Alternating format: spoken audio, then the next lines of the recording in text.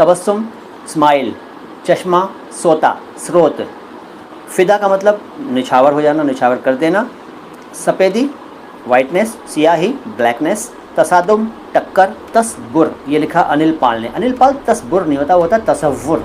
तसव्वुर का मतलब है कल्पना, इमेजिनेशन। जीनत का मतलब है शोभा। हाँ हाँ शोभा, शोभा लड़की का नाम होता है हमारे हिंदू भाइयों में और जीनत होता है मुस्लिम लोगों में। बात एक ही है, जीनत शोभा खूबसूरती। सर रुदाली कौन होते हैं, पूछा केतन ठाकुर ने। रुदाली पहले वो औरतें होती थीं जो पैसे लेकर रोने के लिए आती थी। हाँ रोने के लिए, एक फ़िल्म भी आई थी रुदाली, अगर आप देखना चाहें तो देखिएगा, नेट पर भी मिल जाएगी वैसे भी। रुदाली एक फ़िल्म है, थोड़ी सी आर्टिस्टिक फ़िल्म है वो, लेकिन बड़ी मशहूर हुई थी। तो रुदाली वो महिलाएं होती हैं, औरतें होती हैं जो पैसे लेकर रोने के लिए आती हैं, क्रंदन करने। जब कोई मर जाता है कहीं पर तो वो आती थी, पैसे लेकर रोती थी। शब्दों के अर्थ जान लो। गुंचे कलियों को कहते हैं, फूल जानते हैं आप क्या होता है। बुलबुल एक पक्षी, एक परिंदा है। गुल का मतलब फूल होता है।